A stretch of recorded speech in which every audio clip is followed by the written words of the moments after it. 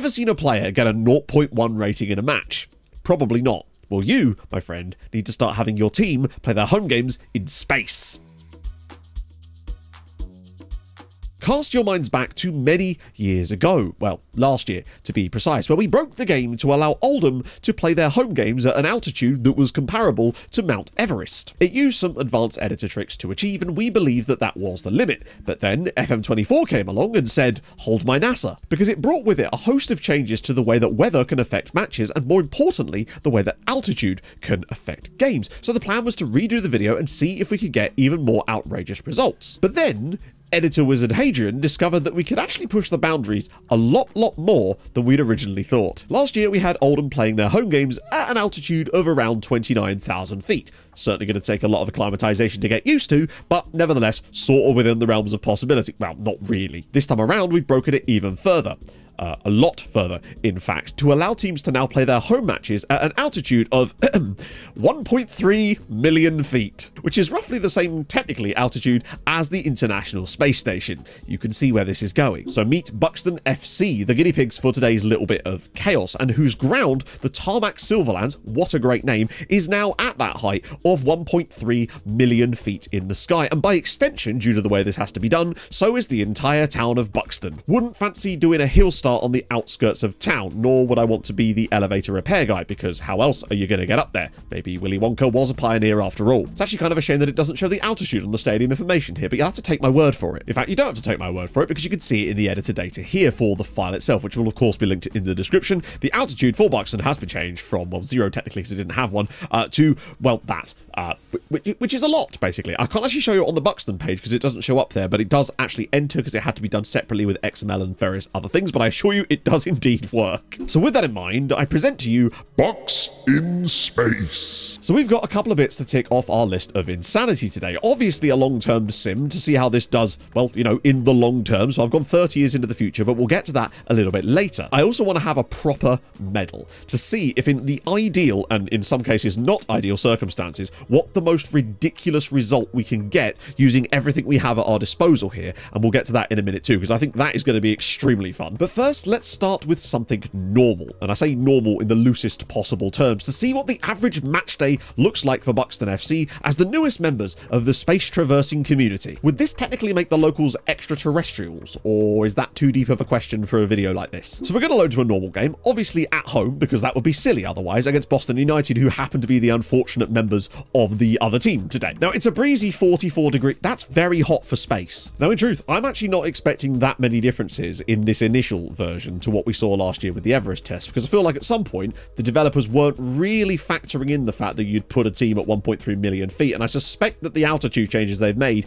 kind of lose their effectiveness after about 5 to 10,000, but that's what we're here to find out. Which does beg the question, SI, why? Why was not development time put towards making sure that you could play games in space?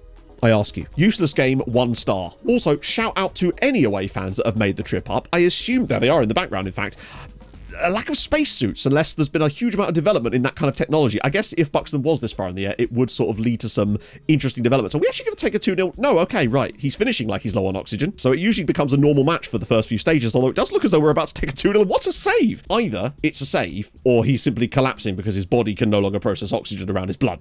Either or, good save, chap. I genuinely just thought that every single one of our players was on a bucket. Oh, God, maybe I'm low on oxygen. I think I just mistook the yellow on the seats for the little cards that they get above their names. Take a breath. Take a breath. It's fine. I have not seen an overhead kick scored in the entirety of my time playing FM24, and I've played it a lot. I have 15 days of game time in my Cyrene save. That's the first one I've seen. To be fair, the lower gravity does make it easier to get the rotation, so maybe that's an explanation for it. What a goal. Okay, so this has actually gone a lot worse / better than I expected. 4 first half injuries for Boston. It's fine. We've only just overperformed our XG, which is another matter. They are in real trouble. And it's now started raining. Raining in space. Don't know what it's raining. Probably acid, I'm assuming. Just pure mercury raining down. Has he just run all the way through? Has he just give the ball to the goalkeeper? We'll try again. Right, just run through. They're not going to track you. Just keep on running. They are literally in treacle, and he's missed the target. And he can just run straight through the middle of them. Oh, he's got it back again. Can he miss again? Yes, he can. Oh my God.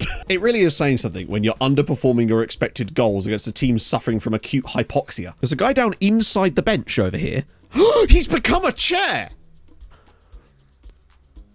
Oh, no, he's coming back on again. Speaking of the benches, where is the rest of ours? Are those just all the injured players? We've only got 5 subs, and that's why there's 5 seats on the bench. A couple of these guys are the substitutes we've taken off. These are all just the injured guys. I think there's another guy off. Is the bench looking fuller all of a sudden? I think it might be. So in the end, 17-0, mostly thanks to Aaron Chapman, I've got to say. That doesn't seem... I actually can't remember the scorelines that came along with the Everest test with Oldham last year, but it doesn't seem out of the realms. It looks around about the same kind of level, if I'm honest. Maybe a few more injuries is what I will say. They did finish with 5 players. But also, ratings, not even that bad. The substitutes did, well, okay. Best player on the team, Martin Wood, 6.4. Hero. I mean, not him, really. It's mostly Aaron Chapman. That's actually crazy, considering he's also injured. But I think we can do better. I think we can do a lot better. And I'm talking 50 goals.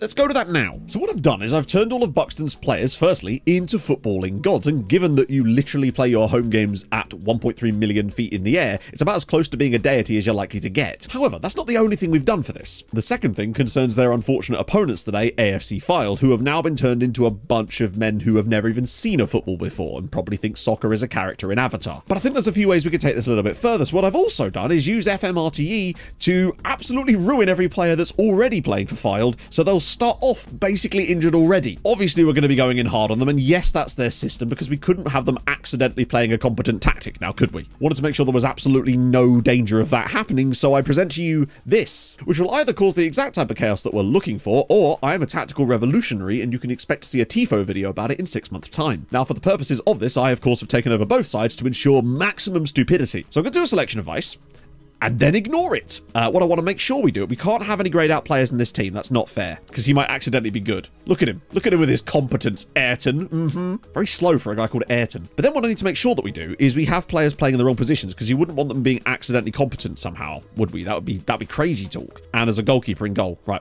there we go. That'll do. And I'm also going to make 3 substitutes the second the game starts, just to really drive the knife in here. What I'm hoping is that we can achieve a number that is absolutely obscene, and I'm hoping for at least 50. So there we go. Those are the benches. I expect one of these to fill up quite a lot. These lot have even brought 2 physios. If they're not missing 10 guys by half-time, I'll be disappointed. We're about to score inside 15 seconds. Yes, we are. Okay. Get ready for the long haul. You thought 17 was a lot. You ain't seen nothing yet. We could be here a while, I'm suspecting, given that we've had 2 minutes of play and it's already 2-0. It might be about to be... What are you doing? You've got 20 first touch. Maybe it's second touch. His second touch is 1. If we're ever going to see a 0.1 rating on a player, I think it might be in today's game, if they can stay on the pitch long enough for that to actually happen. This is still technically against 11 players. They have conceded 7 goals in 8 minutes against with 11 players on the pitch. What's going to happen when they start dropping like flies? Look at them running through the middle there. Well, there we have it. That's 17. So that's equal the last game, and we've only played 16 minutes. Just trying to think what the most stoppage time I've ever seen in FM is. I think it's 7 minutes. But I've seen it go over that before. And I do wonder if it adds on time for us scoring goals. But I think we're about to find... Well, not about to find out. In about 20 minutes, we're going to find out. Oh, no, their keeper's gone down injured. In the middle of Buxton. It's 29-0, by the way. But it's the goalkeeper that's the problem here. Oh, no, there's another injury in the first half as well. This is a great chance to make it 40-0. And it will be. But it's also going to be down to 9 men for Fylde before half-time here. This is only going to get worse. Obviously. 10 minutes. Okay, never mind. The game actually can award 10 minutes of stoppage time. I genuinely have never seen that before. So there we go. There is going to be another 10 minutes, which means... there is a chance we could actually get to 50-0 by half-time. I must say, there is something inherently comical about the other team just not even bothering to track back and actually... Problem with Buxton, they always trying to walk it into the net. Oh, he's through. Can he make it 50 before half-time? Yes, he can. 50-0 in 53 minutes. We are now into the 20th minute of first half stoppage time. It is 59-0, and it just will not stop. It feels like every time we score, it just extends the stoppage time further as we pass 60th goal of the first half through. Can we play a full 90 in the first half, please, lads? Just the 63-0 in the first half now as we enter the 68th minute of the... If we get to 70 minutes of first half play here, half time is upon us. My other favourite thing is that the game quite literally cannot handle you scoring goals beyond what I believe looks like the 15th minute of stoppage time. We were scoring goals there in like, what, the 22nd minute of stoppage time? 64-0 at half. Okay, we might actually get to 100. Just 36 second half goals required. The goalkeeper is on a 0.1. It has happened. But they did only get 3 injuries in that first half. I'm genuinely surprised. 73 shots, not bad. Plus the 30 XG. It's not bad, is it, really? I think we can do better, though. I think 100 is definitely on the cards here, unless we really tail off. We will see. Just going to tell the Buxton team they're doing really, really well. Because they are. We can salvage a draw from this match. Yeah. That is some glass half full when there is quite literally a nanogram in the bottom. But fair enough. Let's try it. They didn't not like it. Don't mean to cause any alarm, but we're nearly 20 minutes into the second half here. We've only managed 13 goals.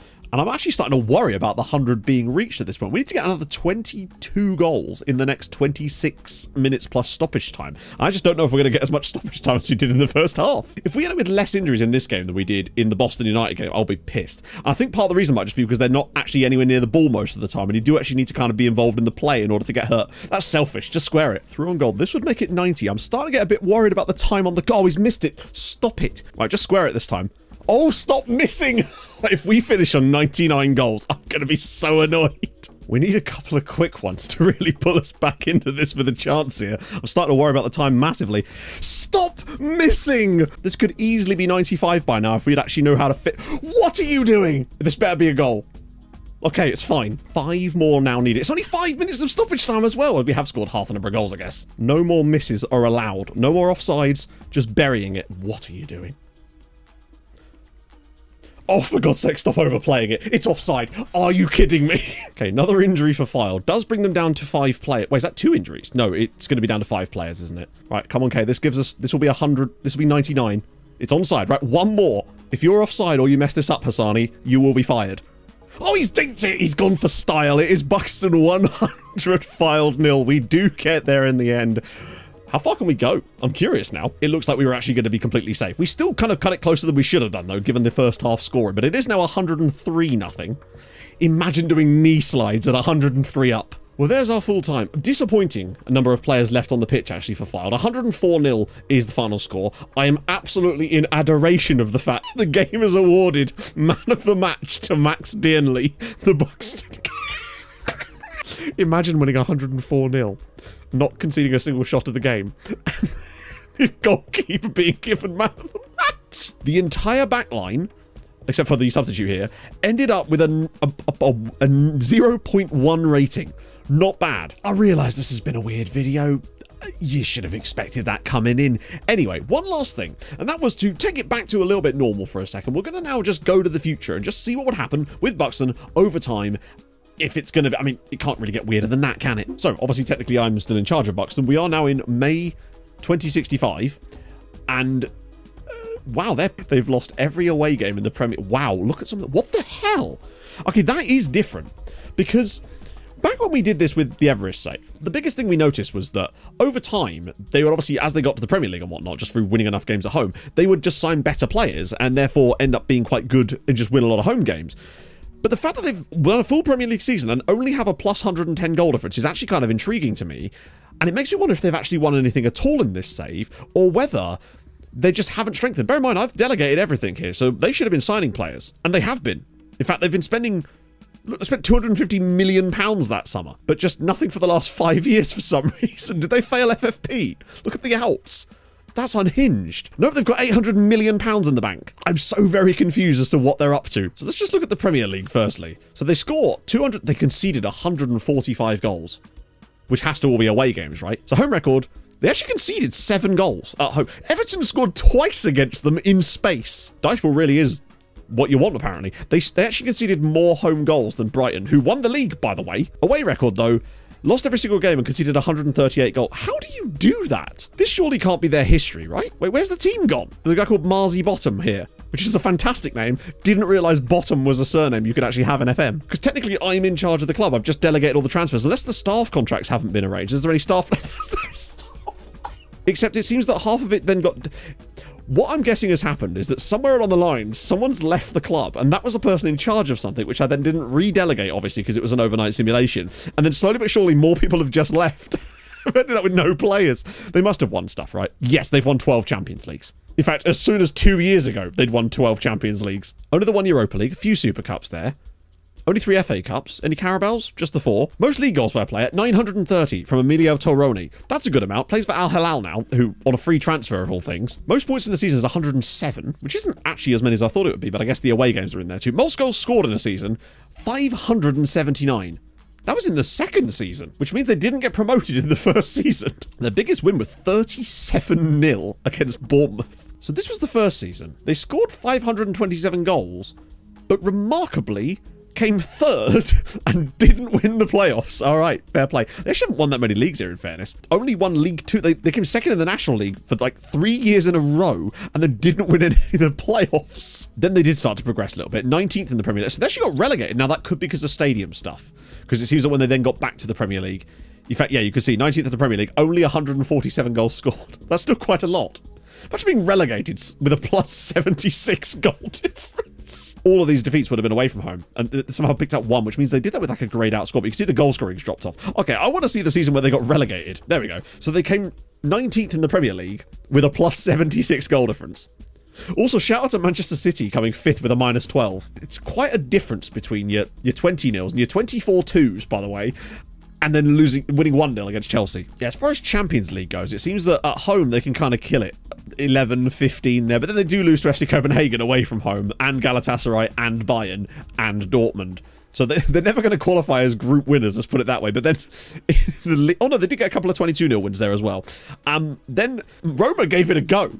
They only won 16-2 and then lost 9-1. So if you have enjoyed this, drop a like, that'd be awesome. Spare a thought for me who now has to edit this. I've been recording for 2 hours. That game took over an hour to watch just because of all the damn goals. Every highlight basically was just the kickoff. So if you have enjoyed, drop a like, that'd be awesome. If you're new to the channel, subscribe, that'd be great too. Got some other stuff that isn't like this coming up soon. And you know what? A few more things that just might be. So I'll see you guys soon. Hold your gun. Capybara. Bye-bye.